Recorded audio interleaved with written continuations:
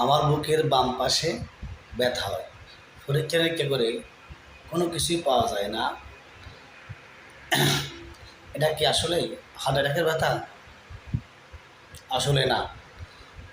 কিন্তু একটা কথা মনে রাখবেন, হার্ট অ্যাটাকের ব্যথা কখনো হার্টের উপরে হয় না।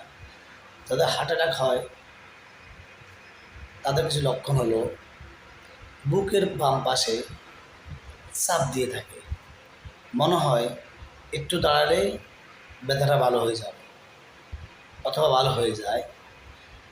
আবার কারো কারো ক্ষেত্রে দুই চোয়ালে ব্যথা চলে যায়, কারো কারো ক্ষেত্রে কানে ব্যথা চলে যায়, কারো কারো ক্ষেত্রে পেটের মাঝখানে ব্যথাটা হয়।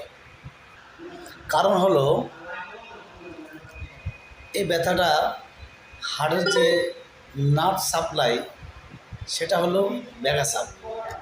এটা গ্যাসের ওষুধ খেলে ব্যথাটা ভালো হয়ে যায়। এটাই হলো ব্যাঘাত।